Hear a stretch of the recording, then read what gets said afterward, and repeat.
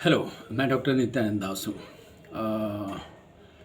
आज मैं आप लोगों को अपने एक दो पेशेंट का जो रिप्लाई था, जो फीडबैक था मेरे एडवाइस सुनने के बाद, वो मैं आप लोगों को बताना चाहता हूँ, जिससे आप लोगों को एक आइडिया मिले, जिससे जनरल पब्लिक ये समझ सके कि क्या सही है और क्या गलत, और लोग अनजाने में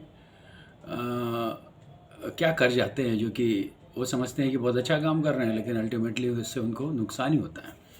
मेरे एक पेशेंट ने डायबिटीज़ रिवर्सल के लिए, वो पेशेंट मेरे पास आया था। मैंने उसको एडवाइस दिया कि आप जो भी खाना खाते हो, जो भी डाइट खाते हो, वो आपको चेंज करना होगा, अगर आपको बिना दवाओं के डायबिटीज़ कंट्रोल करनी है तो, और साथ में आपको अपनी लाइफस्टाइल चेंज करनी होगी। तो फिर वो उस दिन चला गया। एक दो दिन के बाद उसने मुझे जो जवाब दिया वो सुनिए कि डॉक्टर साहब, मैं तो बहुत बिज़ी आदमी हूँ, मेरा शेड्यूल बहुत बिज़ी है, तो मैं तो आपका एडवाइस 50% भी फॉलो नहीं कर पाऊँगा। तो अब ये देखिए, आपको डायबिटीज़ हो गई है और डायबिटीज़ में आप जानते हो धीरे धीरे बॉडी का हर पार्ट ख़राब हो जाता है। 50% लोगों की किडनी ख़राब हो जाती है, आंखें ख़राब हो जाती है, नसें ख़राब हो जाती है, हार्ट अटैक आ जाता है। 50% लोगों को की किस्मत में, जो भी डायबिटीज़ जिनको हो गई है, टाइप 2 डायबिटीज़, उनको ये होना ही होना है। डेफिनेटली ये स्लो प्रोसेस है, 1 दिन 2 दिन 1 साल 2 साल में नहीं होता, लेकिन 10 साल 15 साल 20 साल 30 साल या 40 साल के बाद आपको होना ही है। मान लीजिए कि आपको 30-35 साल की उम्र में डायबिटीज़ हो गई है, तो हो सकता है 15-20 साल 25 साल 30 साल के बाद जब आपकी उम्र 50-55 या 60 साल की होगी, आपको आंखें ख़राब हो जाएगी, आपको हार्ट अटैक हो जाएगा, आपको किडनी ख़राब हो जाएगी, नसें ख़राब हो जाएगी। तो इतना कुछ आपके साथ हो सकता है, आपकी ज़िंदगी नर्क बन सकती है इन 50% ऑफ द पेशेंट्स में। लेकिन फिर भी, और इसको अगर आपको बचाना है तो आपको कंट्रोल तो अभी से करना होगा। तो अपने ये कह के कि मैं बहुत बिज़ी हूँ, मैं कर नहीं पाऊँगा, और पेशेंट आखिर कर क्या रहा है?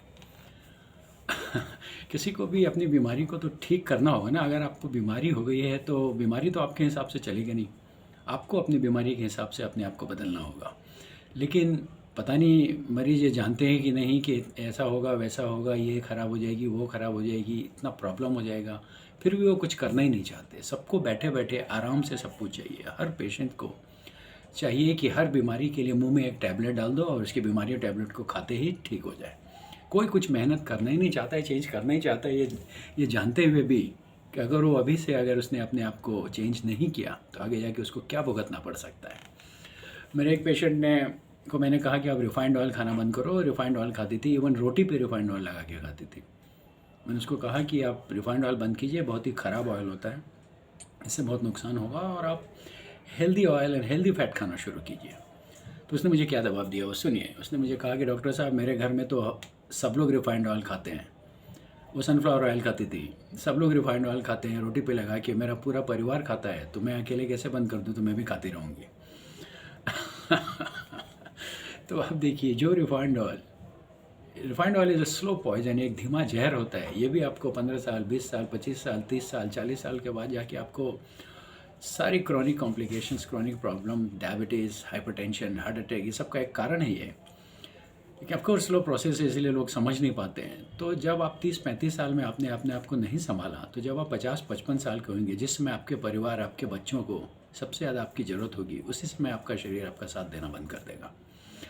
तो देखिए, ये उसी तरह का चीज़ है, उसी तरह की हरकतें बहुत सारे मरीज़ करते हैं। जैसे कि आप 2 महीने के बच्चे को अगर सामने मोमबत्ती डाल दें, तो मोमबत्ती का आग देख के वो अट्रैक्ट हो जाता है, उसमें उँगली डालने की कोशिश करने लगता है, क्योंकि उसको पता नहीं है कि अगर उसमें उँगली डालेगा तो उसका उँगली जल सकता है। उस बच्चे को मालूम नहीं है, इसलिए डालते रहता है।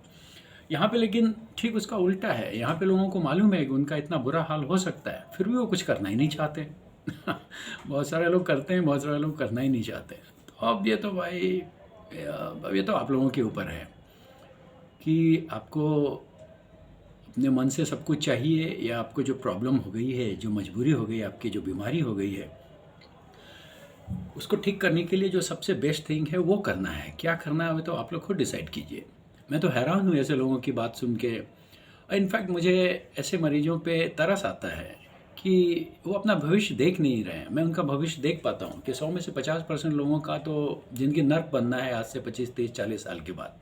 हो सकता है 50% लोग बच जाए, नर्क ना बने, बट व्हाट अबाउट द 50%? और कोई भी डायबिटीज़ का पेशेंट किस 50% में है जिसकी नर्क बनने वाली है या नहीं बनने वाली है? No, you never know.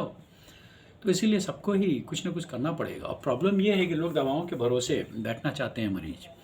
तो ये दवाएं जो हैं, डायबिटीज़ की दवाएं, टाइप 2 डायबिटीज़ की दवाएं, अब कितनी भी दवा खा लें, 1 दवा, 2 दवा, 4 दवा, 10 दवा, इंजेक्शन लगा लें, कुछ भी कर लें, और ये सब दवाओं इंजेक्शन को लेके अगर आपकी ब्लड शुगर लेवल नॉर्मल हो भी गई है, तो भी आपकी ये जो डायबिटीज़ नाम की बीमारी है वो बढ़ती ही रहेगी समय के साथ, और समय के साथ ये खराब ही होती रहेगी। ये बहुत इंपॉर्टेंट चीज़ है समझने की। तो इसीलिए आपके पास एक ही ऑप्शन है, आप अपना डाइट एंड लाइफस्टाइल चेंज कीजिए, दूसरा कोई ऑप्शन ही नहीं है टाइप 2 डायबिटीज़ के पेशेंट्स के पास। अभी आपकी मर्जी है आप किस तरह से अपनी ज़िंदगी जीते हैं, तो आपके ऊपर है। डॉक्टर का काम होता है एडवाइस देना एंड मोटिवेट करना, जो मैं करता हूँ। लेकिन कुछ मरीजों का जवाब सुन के मुझे उनके ऊपर बड़ा दुख होता है, तरस आता है उनके ऊपर। एनीवे, आई होप इससे आप कुछ सीखने को मिलेगा, and it will be beneficial for you. So this is doctor Nityanand Das signing off. Thank you very much.